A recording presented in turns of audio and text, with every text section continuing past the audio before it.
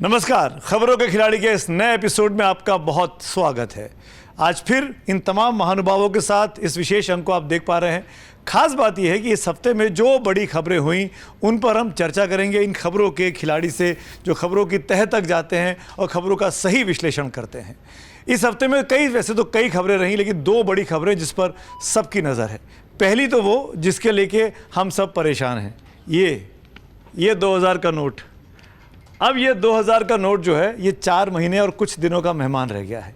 30 सितंबर तक आपको इसको बदलवा लेना है, वरना ये सिर्फ म्यूज़ियम में रखने लायक बचेगा, ऐसा लग रहा है जिस तरह की कल आरबीआई की प्रेस रिलीज आई है। अचानक ये फैसला किया गया, लेकिन इस बार टाइम दिया गया है और अभी हड़बड़ी करने की कोई भी ज़रूरत नहीं है, क्योंकि 4 महीने के आसपास का वक्त है, आप इसको आसानी से बदलवा सकते हैं। लेकिन हाँ, जिनके पास ये 2000 का नोट काले धन के रूप में है, उनके लिए ज़रूर परेशानी का वक्त आ गया है, क्योंकि जब वो बदलवाने जाएंगे तो बैंकों को पता लग जाएगा कि कौन आ रहा है, कहाँ से आ रहा है, उसके पास ये पैसा कहाँ से आया, वो एक जांच के दायरे में आ सकता है। तो जिन्होंने काला धन इकट्ठा किया 2000 के नोट के मामले में, उनके लिए परेशानी की बात है। लेकिन जो लोग अमूमन जो आम आदमी है, जिनके पास 2000 का नोट तो एटीएम से नहीं निकलता 2 साल से, उनको चिंता करने की ज़रूरत नहीं है, उनके लिए इतनी बड़ी दिक्कत नहीं आने वाली है। इसी मुद्दे पर भी बात करेंगे और साथ साथ एक और बड़ी खबर हुई इस हफ्ते में, वो है कर्नाटक में कांग्रेस की बड़ी जीत के बाद अब कर्नाटक में शपथ ग्रहण के वक्त पर वहां पर कांग्रेस का शक्ति प्रदर्शन, तमाम विपक्ष के नेताओं को लामबंद करने की कोशिश मल्लिकार्जुन खड़गे ने की, वहां पर इकट्ठा किया जा रहा है बेंगलोर में। क्या इसका असर होने वाला है? क्या 24 की तैयारी शुरू कर दी है कांग्रेस पार्टी ने और विपक्ष ने नरेंद्र मोदी और उनकी लोकप्रियता से लोहा लेने की? इन तमाम मुद्दों पर चर्चा करेंगे। परिचय कराता हूं सबसे पहले मेहमानों साहब, हमारे साथ प्रोफेसर प्रेम कुमार जी हैं, आपका बहुत बहुत स्वागत है एक बार फिर से। कपिल कुमार जी हैं प्रोफेसर साहब, आपका भी बहुत बहुत स्वागत है। Kapil ji, thank you so much, पहली बार आप आ रहे हैं। राज बिहारी जी हैं, वरिष्ठ पत्रकार, स्वागत है राज बिहारी जी आपका। हमारे साथ रेणु मित्तल जी हैं, आपका भी बहुत बहुत स्वागत है। हर्षवर्धन त्रिपाठी जी हैं, स्वागत है हर्षवर्धन भाई। Shivam ji, thank you so much. Shivam Tyagi हमारे साथ हैं और प्रवीण तिवारी। शुरुआत करना चाहूँगा 2000 के नोट से। कितने 2000 के नोट है आपके पास प्रोफेसर साहब? मेरे पास क्या करने वाले? मेरे पास एक है। परसों मैं बैंक से 6000 रुपए निकलवा के लाया था, 4 खर्च कर दिए थे कल, नहीं 2 हैं, 2 खर्च कर दिए थे, 2 आज। तो जाके बैंक में बदलवा लूंगा। क्या इस स्टेप को कैसे देखते हैं? मैं तो बहुत खुश हूँ इस स्टेप से, और मेरी खुशी का एक कारण है। जो लोग थोड़ा भी दिमाग रखते हैं एंटी कालाधन मेजर्स में, हमको उसी समय अंदाज था कि जिस समय 2000 का नोट आया था कि और कारणों के अलावा ये एक ट्रैप है, और उस ट्रैप के अंदर जो ये काले धन वाले हैं वो बड़ी खूबी के साथ फंसे हैं। आप देखिए जितने रेट्स पड़े हैं इन दिनों, सब जगह जो नोट मिल रहा है वो फिर 2000 के बंडल की गड्डियां मिल रही। तो मैं तो बड़ा खुश हूं कि अगर वो वापस भी अब कैसे कराएंगे। अब तो लोगों को भी पैसे देके नहीं करा पाएंगे, जैसे पिछली बार कराया था कि लाइन में खड़े कर दिए, अच्छा भाई तुम 2000 का दे रहे हैं, तुम 1800 मुझे दे देना, 2000 रख लो, क्योंकि उसका नाम भी बैंक में आ जाएगा कि जो वापस कर। प्रोफेसर साहब, मेरा सवाल, काउंटर सवाल आपसे ये है, जब ये लाया गया था 16 में 2000 का नोट, तब ये कहा गया था कि कुछ वक्त के लिए आया है ना, और ये भी कहा था कि काले धन को समाप्त करने के लिए हम बड़ी डिनोमिनेशंस को ख़त्म कर रहे हैं। पर ये 6-6.5 साल रह गया। इस 6 साल में कई सारे चुनाव हो गए, कई सारी जगह पर 2000 का नोट इस्तेमाल हो गया, कई जगहों पर बंडल इकट्ठे होते दिखाई दे गए, चाहे वो इस पार्टी के हों चाहे वो उस पार्टी के हों, दोनों तरफ मिले, कर्नाटक में भी मिले हैं, बंगाल में भी मिले हैं, यूपी में भी मिले, हम सब जानते हैं। मैं ये पूछना चाह रहा हूँ, क्या ये माना जाए कि तब गलती कर दी थी 2000 का नोट ला के, नहीं लाना चाहिए था, जो आज वापस लेना पड़ रहा है? नहीं, बिल्कुल गलती नहीं। मैं तो कह रहा हूं बड़ी सोची समझी स्कीम की तहत ये हुआ है, और वार्न भी कर दिया था, जैसे आप कह रहे हैं कि लंबे समय तक नहीं रहेगा। तो जिन लोगों ने इकट्ठा किया होगा उन्होंने भी पहले देखा होगा, जैसे आप कह रहे हैं ना इतने साल हो गए, उन्होंने भी पहले देखा होगा कि भाई क्या होता है इस नोट के साथ। और अक्सर लोग तो करते हैं, कल भी एक प्रवक्ता कह रहे थे टीवी पे कि मोदी जी अब 5000 का नोट लाने वाले, तो वो तो ये मान के चलते हैं कि ये सब जो कुछ किया जा रहा है ये कुछ पूंजीपतियों के लिए किया जा रहा है या अपने कैडर्स के लिए किया जा रहा है। ये नहीं मालूम कि सब पे उल्टी पड़ी।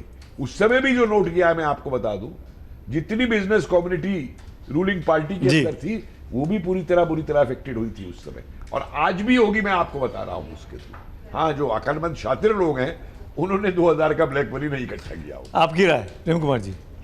देखिए, कर्नाटक से 40% का जो नारा चला था कट मनी का, वो अब पूरा देशव्यापी होने जा रहा है। आपके पास 2000 के नोट हैं, आप घर बैठे रहिए और आप 40% दे दीजिए, आपके जो नोट है बदल जाएगा। मतलब 2000 का नोट 1600 में मिलेगा।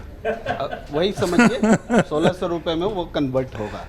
सवाल ये है कि नहीं ऐसी बात क्यों फैलाना चाह रहे हैं आप? फैलाना नहीं, हम नोटबंदी 1 और नोटबंदी 2 है। ऐसा नोटबंदी 2 बोल रहे हैं इसको आप? घोषणा हुई थी, हाँ। प्रधानमंत्री जी ने घोषणा की थी, वही 8 बजे जो घोषणा हुई थी रात में नवंबर में, तो वो घोषणा हुई थी। आज प्रधानमंत्री जी नहीं है घोषणा करने की। क्यों? क्योंकि नोटबंदी का नाम भी वो अपने मुंह से नहीं लेना चाहते, क्योंकि उसके जो अभिशाप हैं, उस अभिशाप से वो खुद को। तो आप ये कह रहे हैं कि तब गलती की थी, अब फिर गलती कर रहे हैं? तब एक आप ये समझिए ना, क्या कहना चाह रहे हैं आप? कि 500 और 1000 के नोट बंद करके 2000 के नोट लाए गए, तो ये काला धन को प्रमोट करना था या काला धन पर हमला था? अगर ये मान लीजिए कि 2000 का नोट लाया गया तो वापस कर तो लिया, 6 साल में भीतर ही कर लिया। तो अब जो कहा जा रहा है कि अब भी यही कहा जा रहा है, मैं नहीं कह रहा हूं, अब भी सब भारतीय जनता पार्टी के लोग कह रहे हैं कि ये काला धन पर ये अटैक होगा। जो जिन लोगों ने बनाए होंगे वो सामने आ जाएंगे, वो डरेंगे, जो इसका विरोध करेंगे वो काला धन के सपोर्टर होंगे। तब भी कहा जा रहा था, आज भी कहा जा रहा है। तो ये काला धन बना कैसे इस दौरान? मैं इंटरेस्टिंग बात है हर्षवर्धन जी, मैं आपके पास आता हूं। ये तर्क जो था, जो 2016 में दिया गया कि काला धन समाप्त करने के लिए हमने नोटबंदी की, और फिर 2000 का नोट आप ले आए कि बड़ा नोट आ गया, छोटा नोट बंद कर दिया आपने 1000 रुपए का, और आप 2000 का ले आए। आज आप 2000 का नोट बंद करते हुए कह रहे हैं कि काले धन पर रोक लगेगी, टेरर पर रोक लगेगी। तो तब रोक लगी या अब रोक लगी? सच्चाई क्या है? सुमित भाई देखिए, प्रेम जी हमारे जो है ना बहुत सुंदर बोलते हैं, और जब बोलते हैं तो उसमें इतना भाव में विभोर हो जाते हैं कि भूल जाते हैं कि क्या कहना है। अब सोचिए, ये कह रहे हैं कि 40% देकर, अब पता चला इनके घर के बाहर लोग खड़े हो जाएंगे 2-2, यानी काला धन वालों को सबको इन्होंने क्लू दे दिया। क्योंकि बैंक में तो आपको सीधे ही बिना एक को पैसा कटे 2000 में लगे, 400 रुपया खा लेंगे उसमें से। तो देखिए कमीशन इन्होंने शुरू कर दिया। ये अच्छा नहीं, 400 नहीं, शायद 800 कह रहे हैं ना, कितना कह रहे हैं? 800 कह रहे हैं, 40% कह, तो 800 खा जाएंगे। ये प्रवृत्ति खतरनाक है। जब देश में दीमक की तरह भ्रष्टाचार ने उसे खोखला किया, दुनिया भर की रेटिंग एजेंसियों ने कहा कि भारत में ब्लैक मनी जो चलन में है वो अकल्पनीय है। जब कोई सीवर लाइन, जो सामान्य पानी जिसमें जा रहा हो, कूड़ा भरते भरते चोक हो जाए, तो उसको कुछ समय के लिए पानी पूरा रोकना पड़ता है, तब जाके वो प्रवाह बनता है, जो नोटबंदी थी 2016। और उसके बाद से हमने क्या क्या अचीव किया? आज दुनिया में किसी भी देश में सबसे ज़्यादा यूपीआई ट्रांजैक्शन भारत करता है। जेब में पैसा लेके चलने की ज़रूरत नहीं, आपको गोलगप्पे खाने के लिए भी पैसे नहीं देने की ज़रूरत है। यानी 20 रुपए 10 रुपए भी सरकार के ट्रैक में है। जिस देश में कहा जाता था कि अपने उसके गद्दी के नीचे करोड़ों रुपया रख के लाला जी चले जाते हैं, ऊपर चले जाते हैं, उसका उपभोग भी नहीं कर पाते, लेकिन काला धन बनता रहता है। कई बार तो हमारा सफ़ेद धन भी काला बनता रहता है। मुझे लगता है सरकार ने ये बहुत बेहतर फैसला लिया है। 2020 में सदन में बता दिया था कि 3 साल पहले ही हमने प्रिंटिंग बंद कर दी है। बैंकों में एटीएम में इसको लोड करना बंद कर दिया था। फिर भी जिसके पास है, मजे से जाइए बैंक में जाके बदल लीजिए। 20,000 से ज्यादा किसको जरूरत होगी? नाली की सफाई चलती रहेगी सर। करप्शन के खिलाफ लड़ाई हमेशा है और रेगुलर है। हर्षवर्धन जी, मेरा आपसे काउंटर सवाल है, और वो ये कि 2000 का नोट लेके आपने कहा कि गोलगप्पे खाने जाना हो तो आप डिजिटल पेमेंट कर सकते हैं, पर जिनके घर में शादी ब्याह होता है वो, और ज़्यादातर शादी ब्याह में जो चीज़ें इस्तेमाल होती हैं वो कैश में डील होती है। चाहे आप टेंट हाउस वाले को दे रहे हो, चाहे आप हलवाई को दे रहे हो, चाहे आप पंडित को दे रहे हो, ज़्यादातर जो आदमी शादी करता है वो कैश घर में रखता है, और उसके लिए कैश मददगार साबित होता है। वहाँ पर आपका यूपीआई नहीं चलता है। आपको लगता नहीं है कि बहुत सी चीज़ें आज भी ऐसी हैं काले धन पर रोक लगाने के लिए जो और स्टेप्स उठाने की ज़रूरत है, रादर देन आप आम जनता को परेशान करो, लाइनों में लगाओ, बैंकों के पीछे दौड़ाओ? नहीं, मुझे नहीं लगता कि इसमें किसी को बैंकों की लाइन में लगाने की ज़रूरत है। अगर आपके पास 2000 रुपए की नोट है तो ज़रूरी थोड़ी नहीं कि आज ही दौड़ के निकल पड़िए अभी चेंज करने के लिए। लोग ने मना कर दिया है। आज सुबह ही पेट्रोल पंप पे हुआ, नहीं लेंगे, वो मुश्किल भले बनेगी। तो भैया आज 2000 वाले नोट से ट्रांजेक्शन मत करना, 2 दिन रुक जाइए, आप थम जाइए, आप जाके बैंक में बदल लीजिए। 20,000 रुपए तो तुरंत बैंक बदल के देगा। लाइन लगानी पड़ेगी ना? नहीं, मैं वही कह रहा हूं कि बैंक में लाइन तो, अगर आपको कैश की आदत है तो पहले भी लाइन लगाते थे। आपकी इसका मतलब आदत अभी तक नहीं सुधरी है, और अगर नहीं सुधरी तो लाइन लगा लीजिए, आपकी तो ये आदत का हिस्सा है। मैं कह रहा हूं कि जिनको आदत नहीं है, जैसे मुझे आदत बहुत कम है, हम निकालते हैं। आपने जैसे कहा ना, शादी के घर में या किसी काम में न्यूनतम खर्च अब उससे हो रहा है। हाँ, आपको किसी को अलग से गड्डी पकड़ानी है तब तो फिर चाहिए भैया, तब तो निकाल के लाना है, अपना ही सफेद काला कर लो, या जिसके पास काला आ रहा हो उसको और मोटा कर लो। बहुत शानदार खत्म है, अभी काले धन वाले और पीड़ा में है। रेणु जी, आपकी राय, महिला होने के नाते 2000 का नोट खत्म होने महिला होने के नाते नहीं बोलूंगी, मैं बोलूंगी सब कुछ मोदी जी करते हैं वो बढ़िया है, लाइन में खड़ा होना भी बढ़िया है। आज की तारीख में 20,000 रुपया क्या है, आप कहीं चले जाइए शॉपिंग, आपका वैसे ही इतना बिल हो जाएगा। तो ये सब बेकार की बातें हैं। अब आपको क्या, आपका इकोनॉमी 500 के नोट पे चलेगा? क्यों नहीं चल सकता? क्यों नहीं चल? Because it's a very small denomination. UK में 50 पाउंड सबसे बड़ी करेंसी है। पाउंड की वैल्यू है, रुपया जो है हमारा कचरा हो चुका है। अभी आप पाउंड और डॉलर से मत कंपेयर करिए रुपये को। एक मिनट सर, एक मिनट सर, एक मिनट, आपकी बात आप ही बोल लीजिए फिर तो। मैं आऊंगा, कपिल जी मैं आऊंगा। अभी आपको मतलब ये लोग बर्दाश्त ही नहीं है कि कोई एक काउंटर व्यू पॉइंट दे दे, ऐसा नहीं होता। अब आप एक और डिनोमिनेशन छापेंगे, उस पर खर्चा करेंगे, इसको आप बर्बाद करेंगे। आप क्यों लाए पहले सोच समझ के? और कितना काला धन निकला पिछली बार जब आपने वो नोट्स चेंज किए। तो प्रॉब्लम ये है कि जो मोदी जी का जो कह रही है कि 2000 का नोट चलते रहना चाहिए था, आप ये कह रही हैं। मैं कह रही हूँ आप लाए क्यों? अब आप हटा क्यों रहे हो? आप चाहते हैं कि सबके गले दबा दो। इलेक्शन आ रहे हैं 2024 के, 2024 में आप चाहते हैं कि बस मोदी के पास पैसा रहे और बाकी सब जितने भी पॉलिटिकल पार्टीज है सबके पास खत्म हो जाए, कोई लेवल प्लेइंग फील्ड ही नहीं बचेगा। ये तो बड़ा नहीं, आपका हो गया टिप्पणी, आपका हो गया टिप्पणी। अब आपका बीजेपी का डिफेंड करना है। रेणु जी की बड़ी समस्या है। नहीं, मेरी कोई समस्या नहीं है। खुल के भ्रष्टाचार के पक्ष में खड़ी है, कह रहे हैं कि भैया काले धन पे सब पार्टियां कंगाल हो जाएंगी इससे, और सिर्फ मोदी के पास पैसे रहेगा। 2000 की नोट सबके लिए रुक रही है, सिर्फ एक के लिए थोड़ी ना। कैसी बात कर रही हैं आप दूसरी दुनिया में रहते हैं, हम लोग प्रैक्टिकल दुनिया में रहते हैं। चुनाव होते हैं, आपने क्या देखा कर्नाटका में क्या हुआ? 40% की सरकार के कितने वोट आए और कितनी सीट आई? तो ये प्रॉब्लम है ना, ये प्रॉब्लम है। सबको शामिल करते हैं। आपने पिछली बार इलेक्शन में देखा, आइडिया ये था कि जो जितनी और बाकी पॉलिटिकल पार्टीज है यूपी की, वहां की, उन सबके पास पैसा होता है। आप चुनाव कैसे लड़ोगे बिना पैसे के? मोदी जी क्या हवा में चुनाव लड़ते हैं? जो पैसा बटता है चुनाव में, इलेक्टोरल बॉन्ड्स नाम की चीज है रेणु जी। इलेक्टोरल बॉन्ड्स क्या आप दान उसमें ले सकते हैं? पॉलिटिकल पार्टीज ले भी रही होंगी। बहुत कुछ कर सकते हैं, पर क्या मोदी जी पैसा नहीं बांट रहे? कर्नाटका में आप पता करिए कितना पैसा बटा बीजेपी की तरफ से। आपके पास सबूत है? दिखाइए। सबूत है, चलिए दिखाइएगा आप। हाँ, बिल्कुल चलेगा ना, बातचीत तो चली रही है। Be impractical in life. नहीं, अच्छा आप मुझे बताइए, रेणु जी, पैसा भी खर्च होता है, इसमें सब कुछ होता है। आपकी बात मैंने मान ली कि क्यों किया आपने ये, लेकिन मेरा सवाल अब ये है कि अगर 2000 का नोट पहले आया तब आपने विरोध किया कि क्यों लेके आ गए, इससे तो भ्रष्टाचार बढ़ेगा। अब हटा लिया तो आप कह रहे हैं कि क्यों वापस ले रहे हैं? विरोध कर रहे थे, उन्हीं के लोग सपोर्ट कर रहे हैं। किसी ने ऐसा विरोध नहीं किया, क्योंकि बिना सोचे समझे। नहीं, आपने तो किया। मैंने कभी नहीं किया। 2000 के आपने तब विरोध किया था, आज तब आने का विरोध किया, आप जाने का विरोध कर रहे हैं। हमें क्या फर्क पड़ रहा है? हमें क्या फर्क पड़ रहा है? जी जी जी, बोलिए, मैं आता हूँ। हमारे पास तो इतना पैसा ही नहीं है कि हम उस पर विरोध करें। कपिल जी, मैं आता हूँ। शिवम, इस प्रकार के विचार व्यक्त करना, मुझे एक बात का सवाल देखो, इतिहासकार हूं मैं। इस देश में सन 47 के बाद अगर काला धन इतना बना तो कैसे बना? 47 से लेके कितने साल तक कांग्रेस की सरकार रही? काला धन बनता चला गया मल्टीप्लाई होकर के। क्या किया उसे रोकने के लिए? और आज ब्लेटेंटली इसको मान रहे हैं कि और पार्टियों, देखिए अब बीच में आप मत बोलिए, अब बीच में मत बोलिए, अब बीच में मत बोलिए, अब बीच में मत बोलिए, अब आपको मेरे तर्क का जवाब नहीं है। पूरी जड़ कांग्रेस ने इस देश में काले धन की फैलाई है उस समय से लेकर। मुझे बताइए कितने रेड किए सन 47 के बाद से लेकर के जब तक कांग्रेस के हुकूमत रहे? और आज आप ब्लेटेंटली डिफेंड कर रही है कि और पार्टियों का काला धन खत्म हो जाएगा, 2000 का नोट करने से मोदी जी पे रहेगा।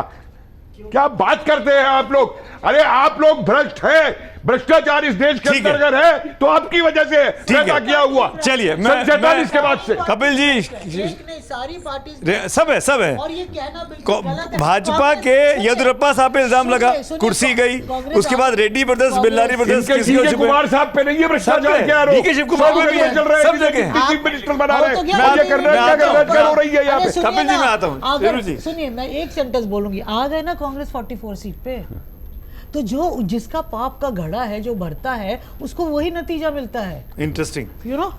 कांग्रेस ने पाप किया, अब पाप के साथ BJP भुगत रही है। ये ना कहते हुए कह रहे हैं कि बीजेपी का भी यही हाल होगा और इस तरह से काम किया। मोदी जी का एक लाइन का मीम बड़ा चलता है कि मज़ा आ रहा है।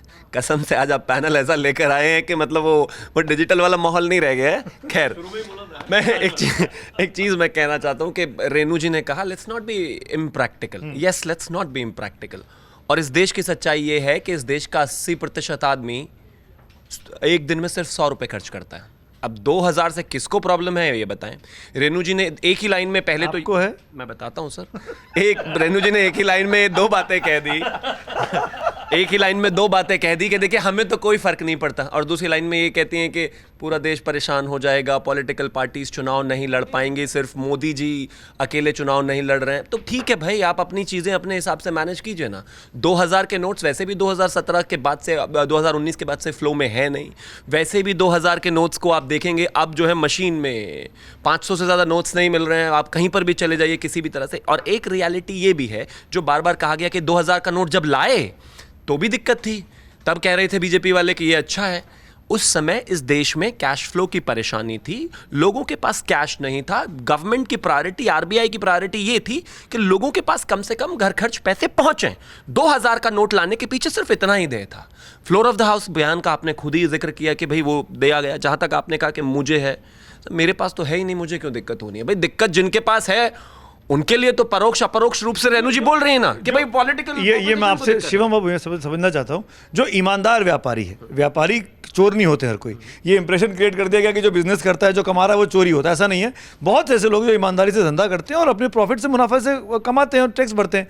जो ईमानदार व्यापारी है, जो अच्छा बड़ा व्यापारी है, जिसके पास कैश होता है, क्या वो परेशान नहीं होगा? जो 10% आज भी टोटल जो कंट्री में कैश का इनफ्लो है उसमें 10% आज भी 2000 का नोट है, वो परेशान नहीं होगा क्या? नंबर वन, मैं मानता हूं कि सरकारों के पास इतने पैसे नहीं होते। बिजनेसमैन देश को चलाता है, उसमें एम्प्लॉयमेंट से लेकर सारी चीज़ें इस देश का बिजनेसमैन ही पैदा करता है। और जो पार्टीज इस देश में झूठे बयान, फर्जी रिपोर्ट्स के आधार पर इस देश के बिजनेसमैन को मार रही हैं, वो कहीं ना कहीं इस देश के आम आदमी का भी नुकसान कर रही हैं। अडानी वाले केस में आपने देखा होगा। अब मैं आता हूं 10% पे।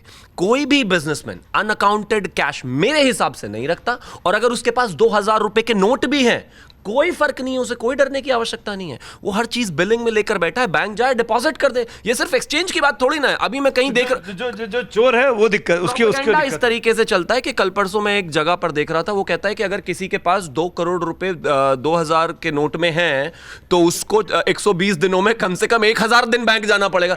थोड़ा दिमाग लगा लेते वो जाके डिपॉजिट करेगा ना भाई, उसको क्यों डरना है? अब जिस आदमी ने रख रखा है छुपाकर या चोरी से बनाकर, उसको तो भैया वहां के छोड़िए, प्रेम जी के घर के भी चक्कर लगाने पड़ेंगे 40% के लिए। राज बिहारी, आप कैसे देखते हैं? क्या राजनीतिक कदम है या आर्थिक कदम है अर्थव्यवस्था के लिए जरूरी था?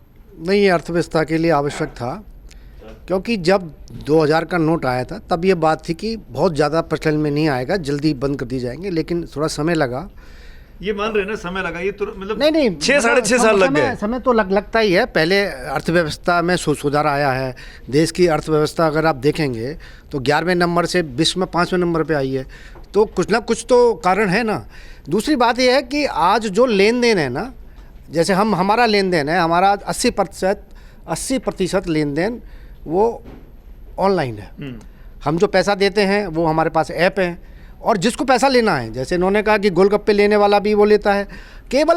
अब हमने ये महसूस किया कि हम जो, जैसे हमारे हम घर में सब्जी खरीदते हैं, सब्जी खरीदने वाले भी अपना नंबर दे रखा है, वो पैसा ले लेता है। केवल जैसे जो कोई झाड़ू लगाने आता है उसको चाहिए होता है नगद, या मंदिरों में चढ़ावा चढ़ाना है, लेकिन मंदिरों में भी आजकल वो लगा दिए हैं। पेटीएम है, भारत पे है, यूपी, वहाँ भी आप वो सीधा दे सकते हैं। तो जो लेन देन की समस्या थी, कि जो खुले की समस्या थी, वो ख़त्म हो गई। अब आपको जितना पैसा देना उतना ही देना है। अगर आपको 30 रुपये 90 पैसे देने, तो आप अपने मोबाइल से 30 90 पैसे ही दीजिए। वो 10 पैसे वापस लेने का भी झंझट वो ख़त्म है। तो ये व्यवस्था। दूसरी बात यह है कि अगर आप देखेंगे खास तौर पे से बंगाल की बात करें, वहाँ विधानसभा चुनाव में सबसे ज़्यादा 2021 के सबसे ज़्यादा ब्लैक मनी काला धन पकड़ा गया। यही कर्नाटक विधानसभा चुनाव हुआ। अब तक के जितने चुनाव हुए सबसे ज़्यादा काला धन पकड़ा गया। दूसरा है कि कांग्रेस को उस समय भी नोटबंदी पर वो था, वो विरोध कर रहे थे। आज 2000 का नोट अभी चलन में बंद हो रहा है, उसका भी विरोध कर रहे हैं। क्या है कि ये बात सही है कि अभी जितने भी अगर आप देखेंगे छापे पड़े हैं, चाहे बंगाल की बात करो चाहे दूसरे राज्य की बात करो, सबसे ज़्यादा 2000 के नोट वो पकड़े गए। आम की जो लोगों के पास, आम लोग के पास 2000 के नोट नहीं होते थे। किसी के पास गलती से 2000 का नोट आ गया, मेरे पास से गलती 2000 के नोट आ गए, तो बड़े संभाल के रखे हुए मैंने 2-3 महीने से कि रखेंगे संभाल के। ये आप तो देने ही पड़ेंगे। मैं आता हूँ प्रवीण, एक सवाल मेरा सुन लीजिएगा, उसके बाद आप जवाब दीजिए। सवाल मेरा सिंपल सा है, क्या देश की राजनीति अगले कुछ दिनों तक अब 2000 के नोट के आसपास, इस गुलाबी रंग के आसपास चमचमाएगी? हम आप डिस्कस कर रहे थे तो हम कर्नाटक सोच रहे थे। मुझे नहीं पता था कि 2000 जो है वो इतना हावी हो जाएगा एक दिन में। एक महान कवि की पंक्तियां हैं, अपनी तो जैसे तैसे थोड़ी ऐसे या वैसे कट जाएगी, आपका क्या होगा जनाबे अली। अपन अपनी स्थिति, ये आपको क्यों कह रहे हैं आप? मतलब आम आदमी पार्टी फंस गई है। पहले उनके ऊपर ढेर सारे आरोप लगे, अब क्या फंसेंगे? 2000 में वो भी पंडित जी जो है महाराज, चलिए पंडित जी जो है वो फंसाने में माहिर। आम आदमी पार्टी से था? नहीं, बिल्कुल नहीं था, निश्चित तौर पर नहीं था। हालांकि ये बात अलग है कि इत्तेफाक है, जब आप बात करें तो संजय सिंह प्रेस कॉन्फ्रेंस करने के लिए सामने आए हैं, तो उससे भी जोड़ लेंगे अभी त्रिपाठी जी उसको। खैर, अपनी हालत तो 500-1000 के समय भी वही थी, 2000 के समय तो कोई निश्चिंतता है बिल्कुल। तो ये जितने भी लोग हंसते मुस्कुराते दिख रहे हैं, ये निश्चिंत हैं। समस्या किसको है? समस्या समझिए, देखिए एक बहुत प्रैक्टिकल ग्राउंड पे समझना होगा। मैं अप्रिशिएट करता हूँ रेणु जी को कि उन्होंने काउंटर व्यू रखा यहाँ पर, और ये बहुत ज़रूरी है कि पैनल में सब एक सुर में एक बात, समस्या को भी समझिए आप। आपने खुद बताया 2000 का पेट्रोल पंप पर नहीं, बंद तो नहीं हुआ, नहीं हुआ नोट बंद, मार्केट में है। 2000 रुपये में पेट्रोल भरवाने जाएंगे, इलाज करवाने जाएंगे, कहीं जाएंगे, मना कर देगा। होते हैं लोगों के पास, मेरे पास भी 5-7 नोट पड़े हैं, आपके पास भी पड़े हैं। कपिल जी ने तो अभी निकाल के दिखा दिए कि उनके पास रखे हुए हैं, किसी के पास हो सकता है थोड़े और रखे हों। अब ये जो चलन से बाहर हुआ और बैंक जाना, हमारा आपका बैंक जाना, यहाँ शो करने आना है और भाग दौड़ करना है उसके, और ऐसे बहुत लोगों की बहुत सारी तो छुट्टी नहीं मिलती है, नहीं मिलती है।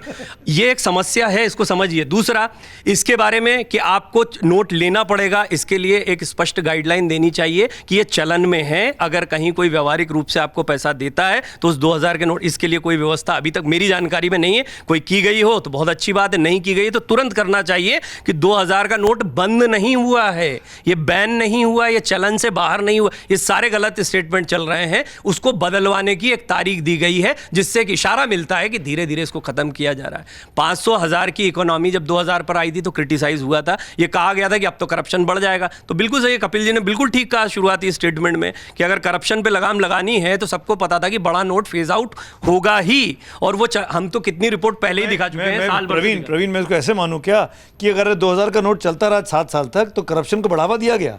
आपने करप्शन खत्म करने के लिए लेके आए थे 2000 का नोट। ये जैसा कि शिवम ने कहा कि देश में इकोनॉमी की दिक्कत थी, उस फ्लो को बना के रखने के लिए आपने 1000 का नोट बंद कर दिया था, 2000 इंट्रोड्यूस किया। तो क्या ये 7 साल तक करप्शन पर आंख मूंद कर सरकार बैठी रही और अचानक अब ये आया कि अब बंद कर देना चाहिए? हम कई बार क्या होता है, बोलते बोलते भाव में बड़ा बह जाते हैं। मसला वही था जो आपने बड़ा अच्छे से स्पष्टता प्रश्न के जरिए लिया है, टाइमिंग।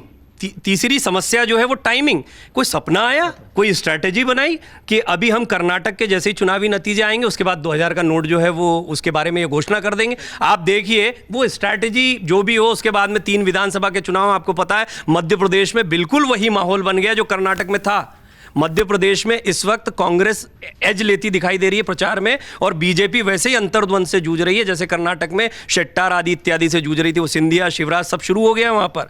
आप क्या सोच रहे हैं कि मध्य प्रदेश जहन में नहीं है, राजस्थान जहन में नहीं है, छत्तीसगढ़ जहन में नहीं है, तेलंगाना जहन में नहीं है? ये आपने शुरुआत में कहा कि 2 बड़ी खबरें चल रही हैं, इन 2 बड़ी खबरों को जोड़कर देखा जाना चाहिए। मैं इसको इत्तेफाक नहीं मानता और स्ट्रैटेजी का हिस्सा नहीं मानता। इस टाइमिंग को मुझे लगता है, जो रेणु जी ने अभी एक छोटी सी टिप्पणी की, मुझे लगता है और स्पष्ट करेंगी कि इलेक्शन के दौर में, इलेक्शन से इमीडिएट पहले ये इस तरह का फैसला लेना कहीं ना, अब वो आप कह रहे हैं कि क्या पार्टियों के पास सिर्फ कैश ही कैश पड़ा हुआ है, ये मैं इस पर टिप्पणी नहीं कर सकता, ना मेरा इस पर कोई अधिकार क्षेत्र है और ना मेरी इसकी कोई जानकारी है। प्रवीण, मैं हाँ, इस देश में इलेक्शन तो हर 3 महीने में होता है, 6 महीने में होता रहता है। नहीं, इस पे मैं Strategy पर आप दो तीन तथ्य बता दूं रणनीतिक तौर पर। जब 2000 के नोट आए तो उस वक्त सबसे बड़ा संकट ये था कि 89% जो चलन में नोट थे उनको रिप्लेस आपको करना था। 2000 के अलावा कोई विकल्प नहीं था, वरना जो 2 महीने तक जनता बैंकों के सामने थी वो शायद साल भर तक खड़ी रहती, क्योंकि इतना मल्टीपल हो जाता। नंबर 1। नंबर 2, जब ये नोट आए थे और जब ये नोट बंद हुए थे, यानी 2017 में, जिसको आरबीआई ने नोटिफिकेशन पढ़ लें तो समझ में आ जाएगा रणनीति क्या है, उन्होंने कहा कि ये नोट 4 से 5 साल तक अच्छे से चलने वाले थे। यानी ये तय था कि इन नोटों को 5-6 साल बाद चलन से बाहर किया ही जाना है। पिछले 3 साल से सरकार ने अपनी तरफ से इनको चलन में बंद कर दिया। यानी अगर जिसके पास ये नोट है और अगर वो बैंक में नहीं लौटा रहा है, इसका मतलब कि वो ब्लैक के तौर पर उसका इस्तेमाल कर रहा है। अगर उसने सफेद भी कमाया है तो भी ब्लैक के तौर पर इस्तेमाल कर रहा है। जहां तक रही चुनाव की बात, निश्चित तौर पर यह होता है, कहा जाता है चुनाव में खूब पैसा खर्च होता है, लेकिन अगर कोई ये कहे कि 2000 का नोट बंद होने से फलाना पार्टी को लाभ होगा या नुकसान, ये समझ से बाहर है। शिवम कुछ बोलना चाह रहे हैं? देखिए, एक चीज़ है सुमित जी, अगर खास तौर पर ये टाइमिंग की बात करें तो पहला तो ये कि इस देश में चुनाव होते ही रहते हैं। अब कर्नाटका के बाद हुआ, शुक्र मानिए पहले हो जाता तो कर्नाटका को भी इसी लिस्ट में जोड़ लिया जाता कि कर्नाटका से पहले कर दिया। और कमाल की बात ये है कि मध्य प्रदेश की अभी जो है फिलहाल डेट्स पूरी तरीके से आई नहीं है। 5 तारीख को मीटिंग होने वाली है, शुक्र है उससे पहले कर दिया, बाद में कर देते तो कहते ये देखिए मध्य प्रदेश के लिए कर दिया। तो सरकार इस मामले में टाइमिंग को लेकर क्रिटिसिज्म से बच जाए, वैसा तो उनके पास कोई ऐसा निस्तारण है नहीं। जहां तक बात आजकल पॉलिटिकल पार्टीज की, देखिए जैसे सब लोग स्मार्ट हो गए ऐसे पॉलिटिकल पार्टीज भी स्मार्ट हो गए हैं। हर किसी के पास अपने अपने फंडिंग के सोर्सेज हैं। मैं कैश की बात नहीं कर रहा हूं। अब आपको लगता है कि वो पुराना जमाना थोड़ी ना है। मान लीजिए एक आध जगह टीएमसी के गढ़ में हो गया कि 50-100 करोड़ फ्लैट में पड़े, आजकल ऐसे नहीं रखता है कोई भी आदमी। सबने अपने अपने तरीके ढूंढ लिए हैं। और अगर कोई, आपको आइडिया है कैसे रखता है? और अगर आप देखिए ना, बिजनेसमैन नहीं देखते, हम सब जानना चाहते हैं भाई। आप मुझे आप एक चीज बताइए, अब अगर आप कैमरा पे अनजान बन जाए तो बात अलग है ना। अब अगर आप कैमरा पे अनजान बन जाए अलग है, और मुझे पता हो किसी चीज का और आपको ना पता हो तो ये तो हो नहीं सकता। लेकिन इतना जरूर है कि हर कोई इस चीज को अच्छे तरीके से जानता समझता है, और जो भी कोई गवर्नमेंट को जरा भी फॉलो करता है वो ये जानता था कि ये नोट चलन से बाहर चले गए हैं, जाने वाले हैं। मैं नहीं मानता किसी पॉलिटिकल पार्टी पर फर्क पड़ा हो। हाँ, किसी पर भाई कुछ प्रोडक्ट बेच के साथ एक फ्री बेच के कोई पैसा वैसा इकट्ठा हुआ, उनके लिए परेशानी है, सो उनको आप ट्विटर पर रेंट करते हुए देख भी लेंगे। छोटी सी टिप्पणी एक लाइन की, फिर रेणु जी के पास आप जाइएगा।